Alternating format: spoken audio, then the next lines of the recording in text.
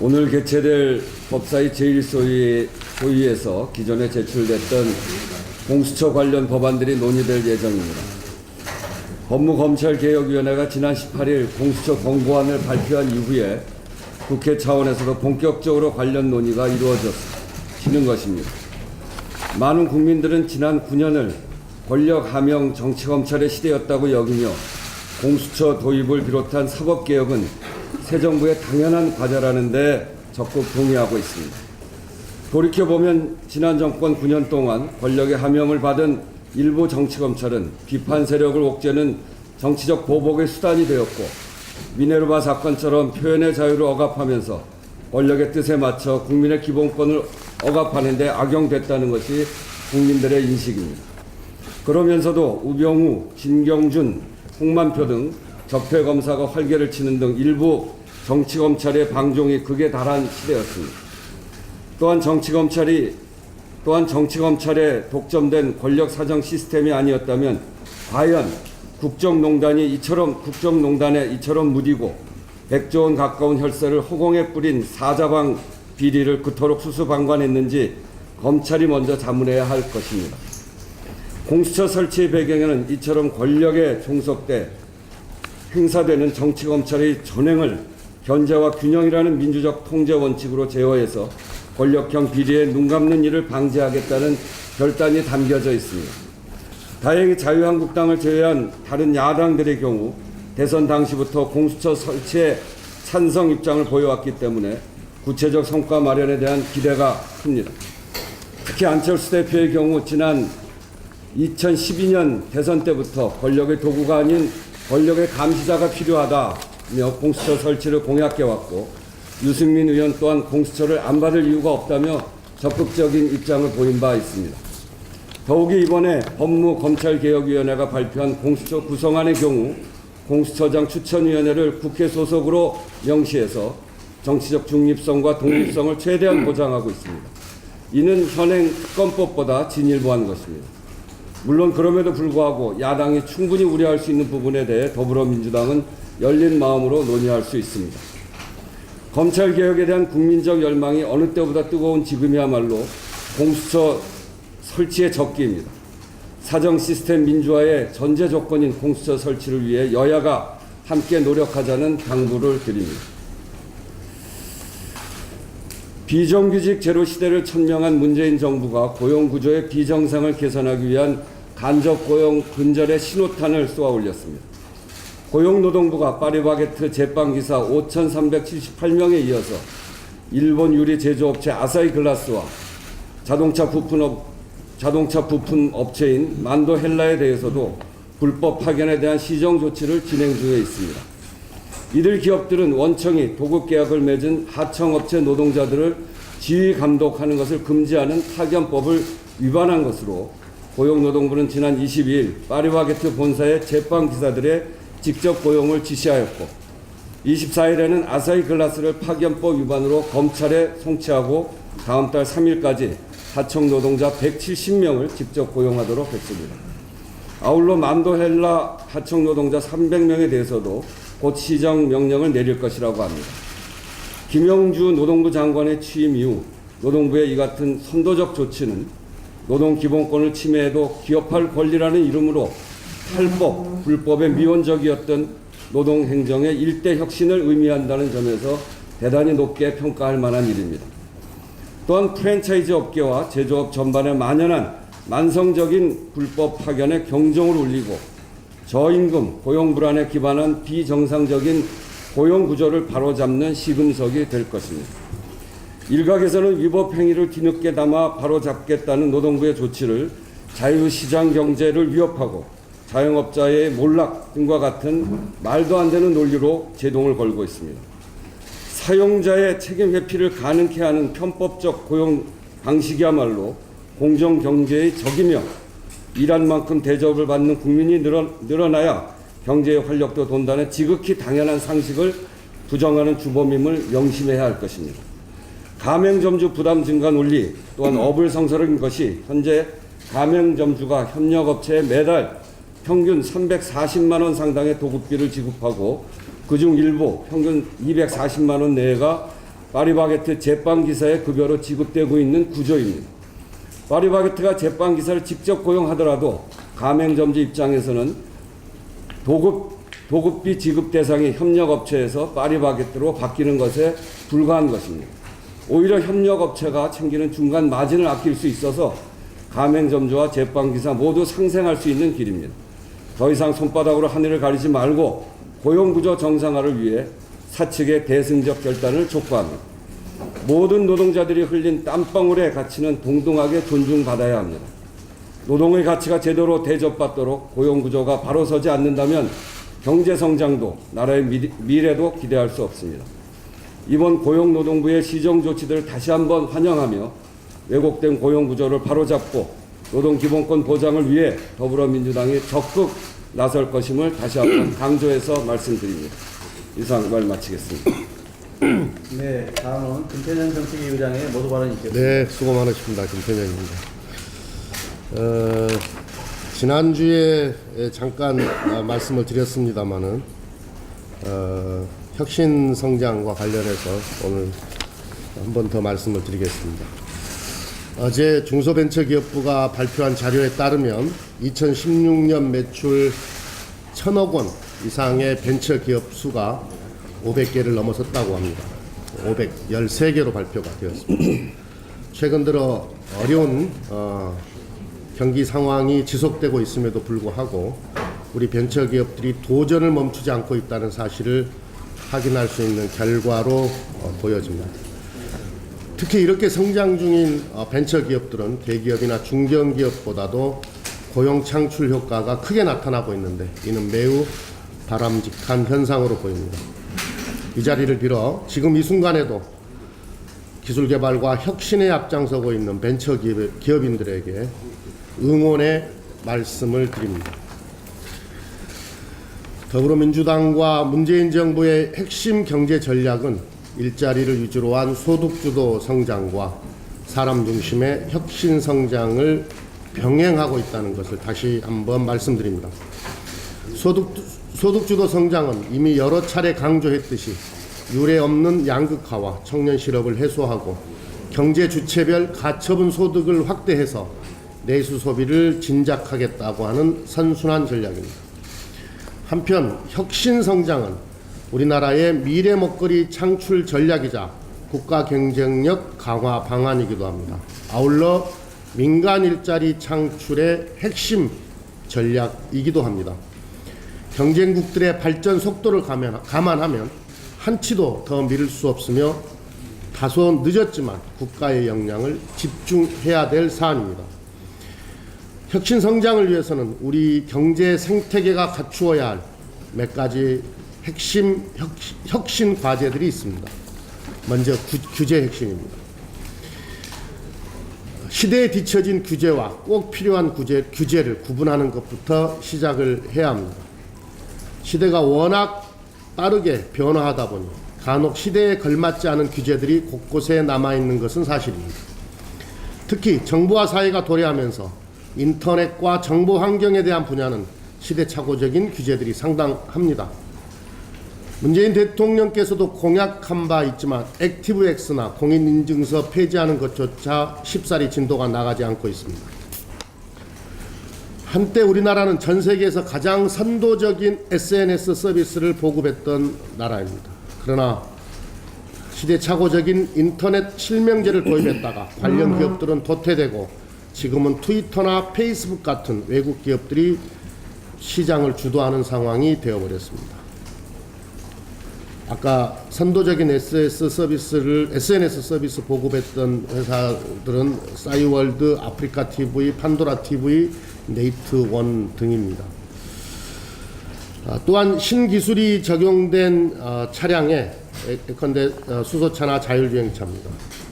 신기술이 적용된 차량의 임시 운행 허가 같은 것조차 관련 법규가 정비되지 않았다는 이유로 시범 운행도 하지 못하고 있기도 합니다.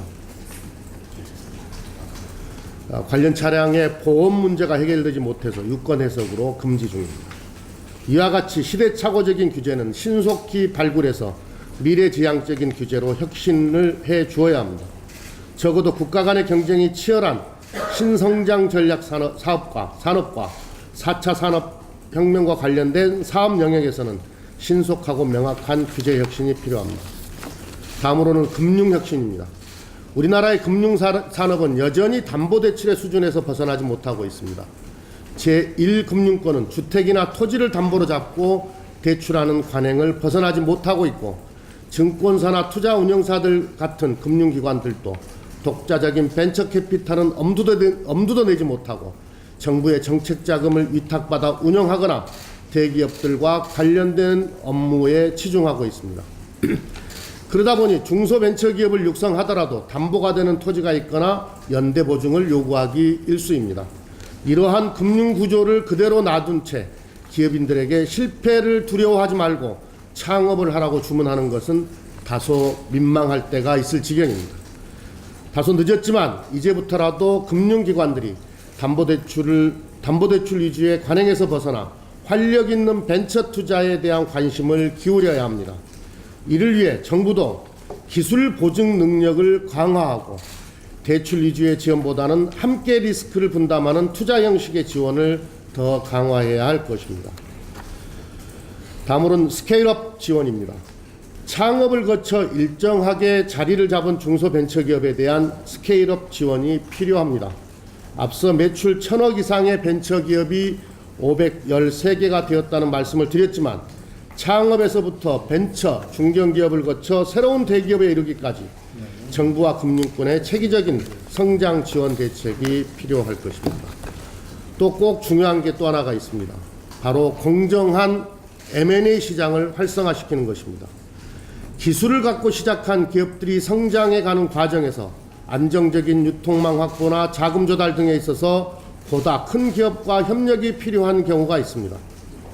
그런데 우리나라의 경우는 중소기업이 뭔가 괜찮은 사업을 발굴했다 치면 대기업들이 자회사를 만들거나 직접 기술이나 인력을 탈취하는 경우가 다반사입니다. 이제 우리의 대기업들은 혁신적인 중소벤처기업들과 협력을 위해 해당 중소벤처기업들의 미래 가치까지 포함하는 공정한 가격으로 인수하는 문화가 자리 잡아야 합니다. 미국의 구글이나 일본의 소프트뱅크 같은 기업들도 그러한 방법으로 수많은 혁신 기업들을 인수하고 상호 협력하며 핵심 주력 산업으로 키워가고 있습니다. M&A 시장 활성화가 물론 약탈적 M&A나 대기업의 문어발식 확장을 허용하겠다는 의미는 절대 아닙니다.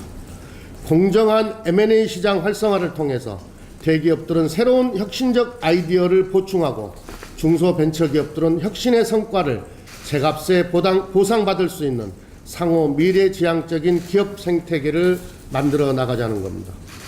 예컨대 카카오가 성장하는 벤처기업이었던 김기사를 인수했던 사례가 그런 미래지향적인 사례일 것입니다. 또 카카오가 음원 플랫폼 기업인 노엔을 인수한 것도 모범적인 M&A 사례로 평가받을 수 있을 것입니다. 새 정부는 이처럼 모두에게 득이 될 수 있는 M&A 시장을 활성화시킬 것입니다. 더불어민주당과 문재인 정부는 스마트한 규제 혁신과 금융 혁신, 그리고 공정한 M&A 시장 활성화 등을 통해 활력 있는 창업 생태계를 조성하고 창업기업들이 경쟁력 있는 중견기업과 대기업으로 성장할 수 있도록 적극 지원해서 우리 경제의 체질을 변화시켜 나갈 것입니다. 이상입니다. 예, 이제 현안 발언이 있겠습니다. 홍익표 정책위 수석부장의 발언이 모여 있겠습니다. 네, 사드에 따른 경제 피해가 나도 확산되고 있는 것 같습니다. 일부 보도에 따르면 20조가 넘는 경제 피해가 일어나고 있다 지적이 있고요. 특히 이미 진출했던 이마트나 롯데 같은 유통기업의 사실상 사업 포기 내지 철수가 이미 과시화되고 이루어지고 있는 것으로 드러나고 있습니다.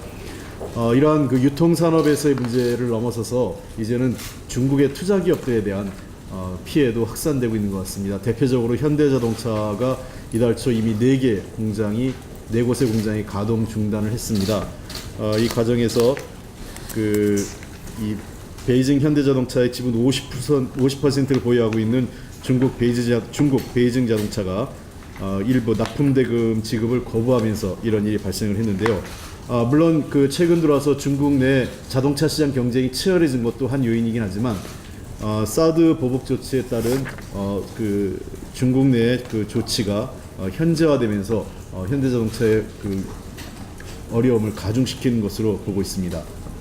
잘 아시는 것 같이 현대자동차 전체 그 매출 비중의 20% 이상을 중국 사업이 차지하는 것을 감안할 때 상당히 위협적인 것으로 생각되고, 이러한 것들이 지속적으로 반복된다면 한국 경제는 물론이고 이게 더 나아가서 한중 양국의 경제관계 또는 양국 관계에도 부정적인 영향을 미칠 수 있다는 점에서 중국 정부가 사드 보복 조치를 이 외교 문제하고 자꾸 연계시켜서 경제 보복을 하는 것은 바람직하지 않다고 생각합니다. 그러나 그와 별도로 우리 역시 경제 문제에 관련돼서 별도의 대책이 필요하지 않나 생각됩니다. 이러한 와중에서 반도체와 디스플레이 관련돼서 일부 대중 투자가 지금 또 현실화되고 있는 것에 대해서 보다 신중한 접근이 필요하지 않은가 하는 생각입니다.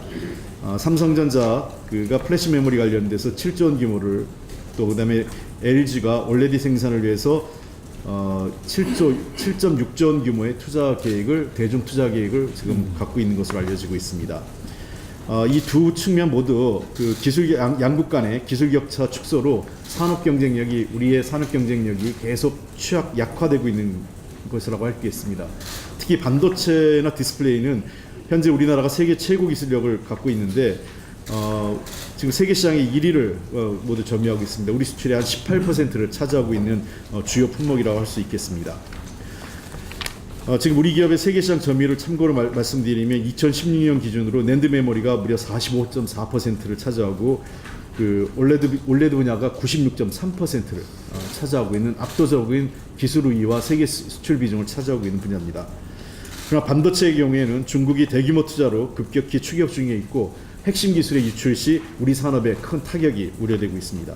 또 마찬가지로 디스플레이 분야 역시 중국의 공격적 투자와 함께 우리 그 독점 기술에 대한 최고 기술이 이전될 경우에는 경쟁력 상실이 우려된다는 측면에서 많은 우려가 제기되고 있습니다. 특히 대중 투자 경우에는 인력 빼가기를 비롯해서 동반 진출하는 중소 장비 소재 업체 같은 경우는 이 관련돼서 보안이 매우 취약하기 때문에 관련된 기술 유출이 훨씬 더 심각한 상황이라고 할 수 있겠습니다. 이와 함께 아까도 이미 모두에 말씀드린 것처럼 사드와 관련해서 양국 관계가 매우 지금 어려운 형편이고 사드 보복이 계속 현실화되고 있는데, 중국이 유일하게 이 반도체와 LCD 분야에 관련돼 가지고 이 분야에 대해서 그 디스플레이 관련된 분야에 대해서 투자를 허용한 것에 대해서 우리는 유념해야 되지 않을까 생각을 합니다. 그 기술 이전과 우리 이 독자적인 산업 경쟁력을 감안할 때 보다 신중한 접근이 필요하고, 특히 한중 양국 간의 관계가 정상화되기 전까지는 투자가 이루어지는 것은 바람직하지 않다고 생각합니다. 특히 물론 그 업계 입장에서는 시장 주도권 확보를 위해서 해외 확장 투자가 필요한 것을 인정하지만, 최근에 국내 일자리라든지 또 반도체 시장 같은 경우에는 잘 아시는 바와 같이 글로벌 무관세이기 때문에 관세 영향이 거의 없습니다. 그런 측면을 감안하면 국내 신규 투자를 통해서 고용을 창출하고 기업의 기술 유출, 그다음 기술 유출을 방지하는 한편 한중 간의 산업 경쟁력 확보를 계속 유지하는데 도리어 국내 투자가 유리하지 않을까 생각을 합니다. 이런 측면을 여러 가지 고려해서 산업계와 그다음에 정부 간의 밀접한 협의 체제를 통해서 신중하게 대중 투자 문제를 접근해야 되지 않을까 생각을 합니다. 이상입니다. 예, 다음은 전재수 부대표의 현안 발언이겠습니다. 네, 이명박 정부 정무수석을 지낸 정진석 의원의 막말이 도를 넘어섰습니다. 적폐와 함께 자신의 과오도 드러날지 모른다는 위기감 속에 정진석 의원은 이명박 전 대통령의 정무수석으로 다시 돌아왔습니다. 호위무사들은 막말을 동원해 진실이 드러나는 것을 막으려 하고 있습니다. 지금으로부터 1년 전 탄핵 정국이 시작될 때 새누리당이 보였던 모습입니다. 적폐가 계속 드러나면 존립 기반이 위태로워진다는 위기감 속에 또 한 번의 정치 공작을 시도하고 있습니다. 정진석 의원은 작년 12월 국회 탄핵안 가결 이후 새누리당 지도부를 향해서 이렇게 이야기를 했습니다. 주위에서 정신 나갔다고 한다. 새누리당에서 당장 나오라고 한다. 밖에서 어떻게 새누리당을 보고 있는지 인식도 없는 것이냐 라고 말씀하신 적이 있습니다. 정진석 의원과 자유한국당은 스스로를 돌아보기 바랍니다. 그때 새누리당, 지금의 자유한국당은 당명 외에 달라진 것이 아무것도 없습니다. 정치 보복 프레임으로 적폐청산을 막으려는 낡은 수법은 2017년 대한민국에서는 절대 통할 수 없다는 것을 하루라도 빨리 깨달아야 합니다. 마지막으로 정진석 의원, 아버님께서 국회의원이 된 정진석 의원에게 하셨던 말씀을 전하고자 합니다. 정치인은 말이 생명이다. 말로 살고 말로 죽는 게 정치인인데 내 입안에서 오물거리는 얘기에 65% 이상은 하지 말라. 정진석 의원은 잘 새겨들으시기 바랍니다. 부디 제정신으로 정치하는 모습을 보고 싶습니다. 예. 예, 다음은 윤호도 얘기 드립니다. 너무 셉니까? 소방공무원의 어려운 처지에 대해서 반복해서 말씀드리겠습니다. 지난 19일 강릉시 성난정 화재를 진압하다 순직한 강릉소방서 이영옥 소방경과 이호연 소방계의 연결식이 있었습니다. 현장 인력이 적정했다면 절대로 발생하지 않을 그런 안타까운 사건이었습니다. 다시 한번 두 분의 명복을 빕니다. 또 지난 21일 대법원은 손해 위축증이라는 희귀병을 앓고 있는 소방공무원 이근실 씨에 대해 이 씨가 현장에 각종 유해 화학물질에 노출되어 있었고 이런 환경적 요인이 손해 위축증의 원인 중에 하나로 추정된다며 업무상 재해를 인정하고 사건을 서울고법으로 되돌려보냈습니다. 이분은 37년간 13,300차례나 화재 현장에 출동했던 소방관이었습니다.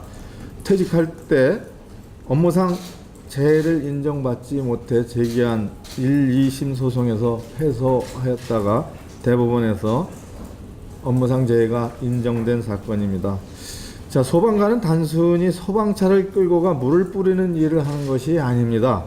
소방차 한 대가 출동하면 물이 가득 찬 65mm 소방호수 5벌을 펼쳐야 합니다.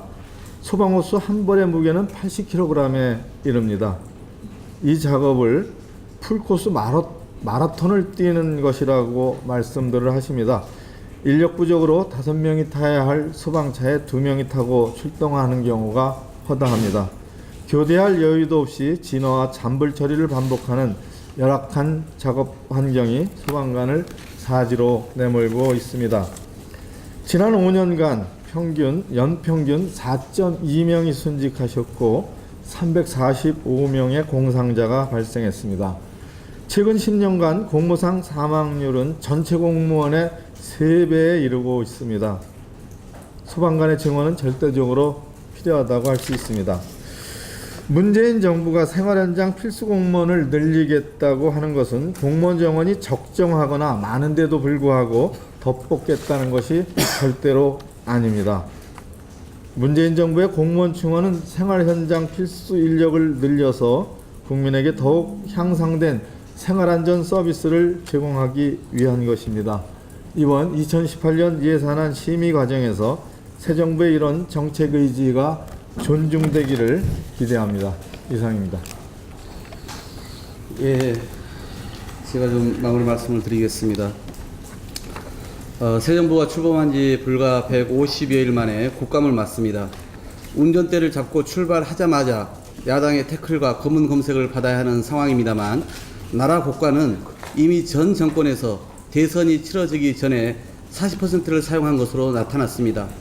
새 정부의 예산 집행이나 정책을 따지기 전에 지난 정권의 국정농단을 바로잡고 잘못을 철저히 따져야 할 이유가 바로 여기에 있습니다. 기재부 자료에 의하면 지난 5월 10일까지 즉 4개월 동안 박근혜 정부 18개 부처 예산 339조 중에서 136조 40%를 이미 집행했습니다.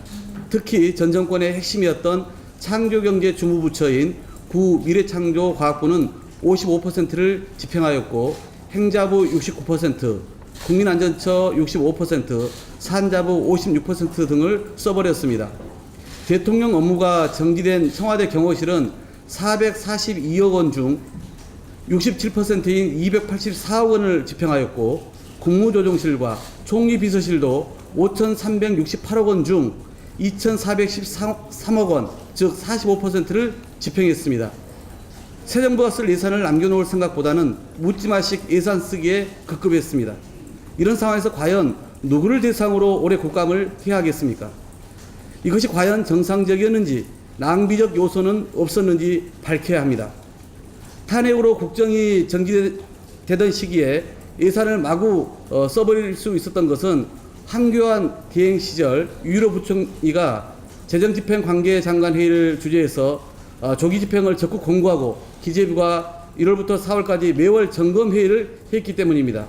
이 과정에서도 문제가 없었는지 살펴봐야 합니다. 개혁적인 야당에게 제안드립니다. 협치에 대한 국민적 요구와 적폐청산이라는 촛불 민심의 명령을 함께 실천하는 협치국감을 만들어 갑시다. 과거 정권의 잘못을 함께 규명하고 함께 청산하면서 정의를 바로 세우는 국감, 민생을 살피는 국감, 외교안보 문제에 대해서는 초당적으로 협력하는 안보국감이 되도록 함께 해주시기 바랍니다. 민주당은 국감을 맞이해서 9월 27일 국민제보센터 오픈식, 10월 10일 국감 종합상황실 현판식을 시작으로 11월 초순까지 저와 홍익표 정책위 수석부장이 공동상황실장을 맡아서 국감 종합상황실을 운영할 계획입니다. 그 안에 종합상황팀, 현장대응팀, 언론 홍보팀과 말씀드린 국민제보센터를 가동해서 생산적인 국감, 국민참여 국감을 실천해 나가겠습니다. 이제 막 운동화 끈을 메고 출발하는 새 정부가 더 잘할 수 있도록 국민의 참여 그리고 개혁야당의 협조를 부탁드립니다.